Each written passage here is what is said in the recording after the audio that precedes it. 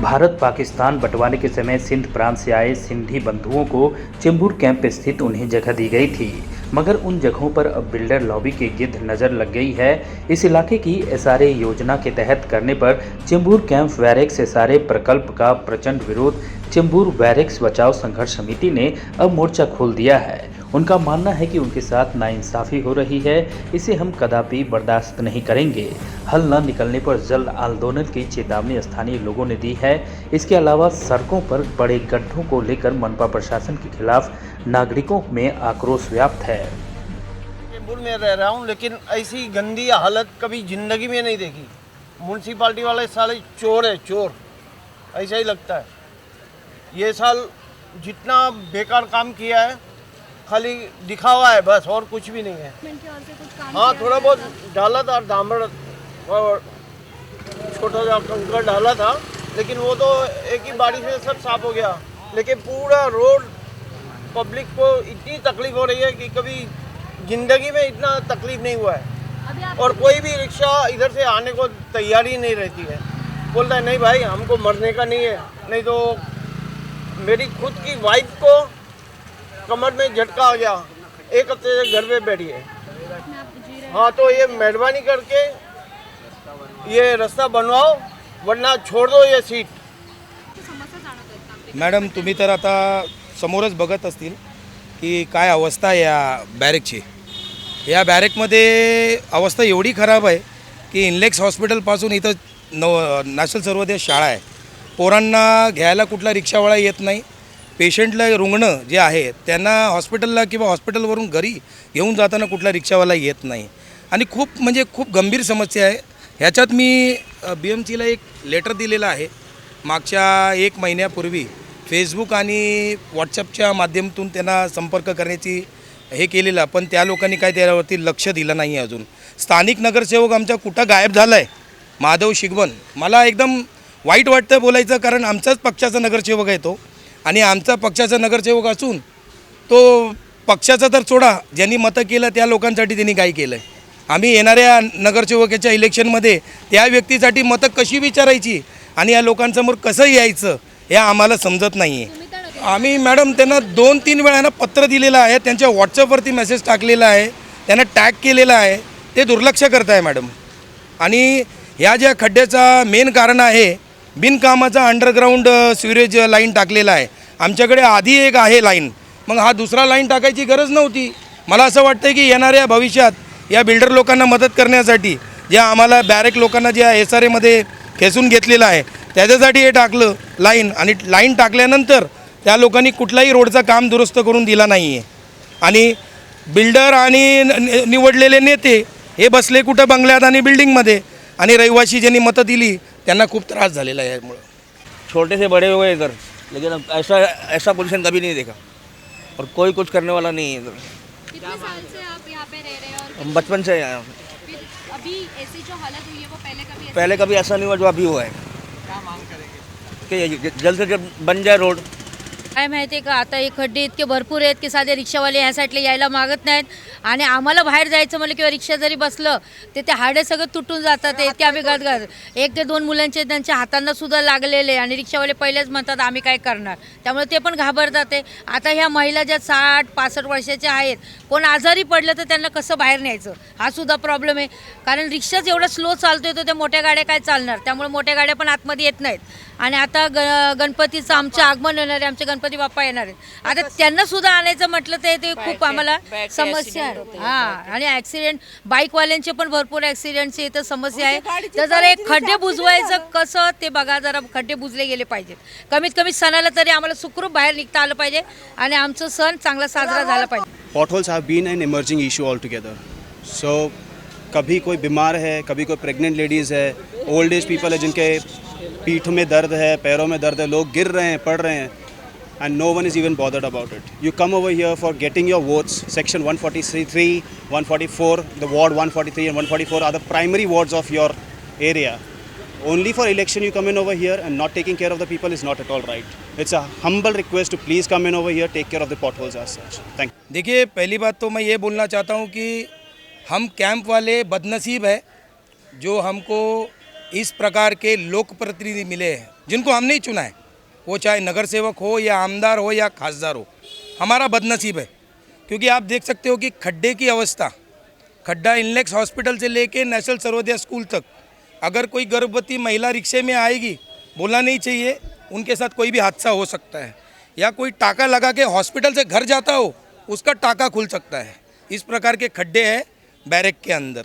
और ये खड्डे का कारण ऐसा है कि यहाँ पे जो ड्रेनेज लाइन बनाई गई है, जो ड्रेनेज लाइन हमको ज़रूरत नहीं थी उस ड्रेनेज लाइन की, लेकिन ये आने वाले भविष्य में एसआरए प्रकल्प में जिसमें हमको ज़बरदस्ती डाला गया है, उसके कारण नगर सेवक ने अपना फंड निकालने के लिए ये ड्रेनेज लाइन अननेसेसरी डाला।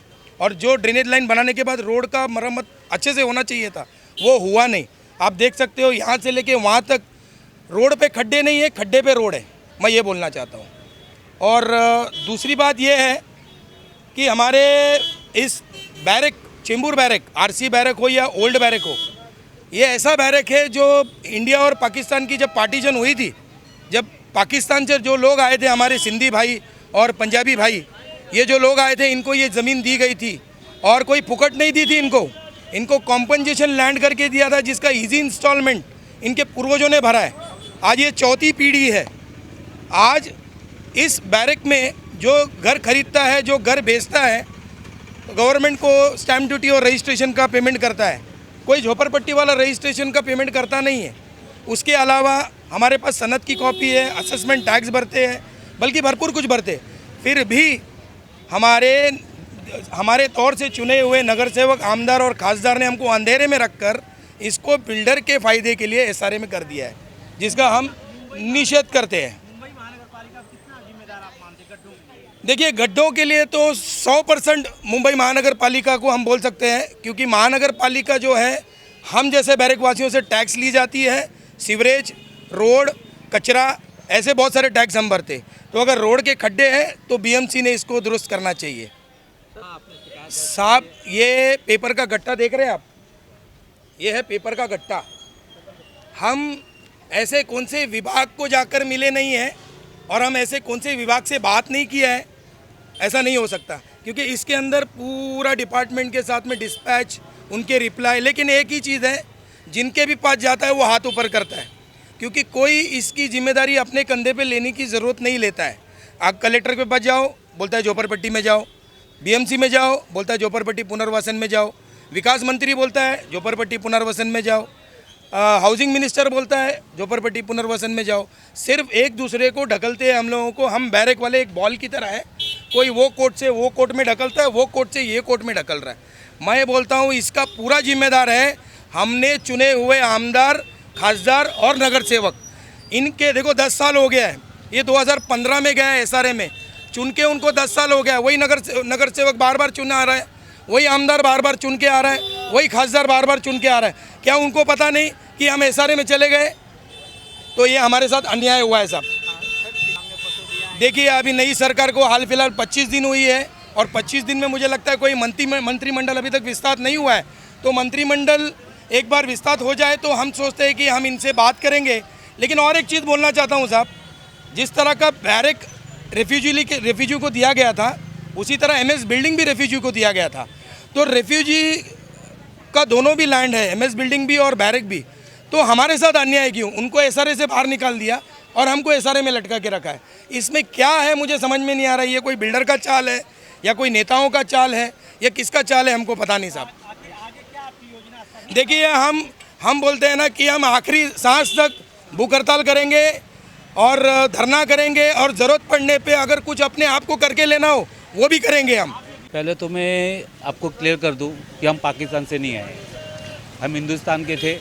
हिंदुस्तान का बंटवारा हुआ तब हम सिंध प्रांत में थे। हम सिंध प्रांत से महाराष्ट्र में आए हैं इधर, पाकिस्तान से नहीं है। पाकिस्तान बाद में बना है। जब हम पाकिस्तान से मतलब सिंध प्रांत से हम आए इधर महाराष्ट्र में, तो ये लैंड हमें हमारे पूर्वजों को प्रेसिडेंट ऑफ इंडिया ने दिया था कि भाई आप उधर से आए, पुनर्निवास करके हमको इधर जगह दी और बाद में हमसे इनका पैसा भी लिया गया। लेकिन आज 4 पीढ़ी हो गई, हमने अपने घर पे वैसे ही रहे, उल्टा हमने उनकी जगह की रखवाली की और आज हमको एसआरए में डाल दिया। ये तो नाइंसाफ़ी है। मतलब 70 साल जो आज हम लोग 75 महोत्सव बना रहे, तो हमको तो फिर वापस पीछे धकेल दिया कि मतलब मेरी चौथी पीढ़ी आज है वो वापस पीछे धकेल में चले गए। मतलब हमने जिधर से स्टार्ट किया हम उधर ही पहुंच गए। तो ये तो हमारे साथ तो नाइंसाफ़ी हो रही है। मुख्यमंत्री के पास हमें जाना है। इससे पहले जो मुख्यमंत्री थे हमने उनसे भी पत्र व्यवहार किया, उधर से कोई जवाब आया नहीं है। अभी वापस शिंदे साहब की और देवेंद्र फडणवीस की जो सरकार बनी है, अभी उनका मंत्रिमंडल विस्तार होएगा, हम उन्हें भी जाके इसकी कॉपियाँ देंगे। और उन्होंने 2017 में शायद चीफ मिनिस्टर थे देवेंद्र जी, उन्होंने फ्री होल्ड लैंड किया था, लेकिन उसके बाद भी कैसे SRA में गए, कोई SRA ऑफिसर आगे नहीं आ रहा है। जिनको लेटर दो वो आगे दे रहे हैं, इनके पास जाओ उनके पास जाओ, उनके गोल घूम के वापस हमें SRA के क्या ऑफिसर का नाम हजारे साहब के पास वापस उधर ही पहुंच गए हम उधर। वो हजारे साहब बोलते हैं मेरा नहीं है, हम शासन के आदमी, हमको जो कार्रवाई बोलते हैं हम वही करते। गोल घूम के हम लोग उधर ही पहुँचे हैं वापस, उससे आगे कुछ काम नहीं हो रहा, खाली इधर से उधर भगा रहे। ये मिनिस्टर के पास जाओ, वो मिनिस्टर के पास वैसे ही चल रहा है। एक आवेदन आज हम लोग ने BMC में भी दिया है, उन्होंने भी टाइम मांगा है, लेकिन BMC एक दूसरे पे धकेल रही है। ये सीवरेज लाइन जिन्होंने डाला हुआ है, डे 1 से मेरा कंप्लेन है कि ये सीवरेज लाइन गलत है। ये सीवरेज लाइन की एक तो ज़रूरत नहीं है, लेकिन जो डाली भी है रिवर्स में डाली हुई है। हम लोग की जो जूनी लाइन है वो बैक साइड जाती है, इन्होंने फ्रंट साइड ली हुई है। और जिधर जिधर उन्होंने डाला है उधर हमको ज़रूरत थी भी नहीं, उधर ये लोग ने डाला है। क्यों डाला है? आज भी थोड़ी बारिश पड़ती है, जो न्यू लाइन डाली है उसमें से पानी बाहर आता है। उनको पूछा इसमें से पानी कैसा बाहर आ रहा है, वो बोलते हैं लैंड वाटर है। अभी लैंड वाटर वो सीवरेज में जा रहा है, तो कल को ये कनेक्ट होएगा तो ये तो आदमी के घरों से पानी निकलेगा। इसके ऊपर कुछ कार्रवाई नहीं, बस उनको बोला पंतनगर जाओ, पंतनगर वाले वर्ली जाओ। अब किधर जाना है, हम तो BMC को पहचानते हैं।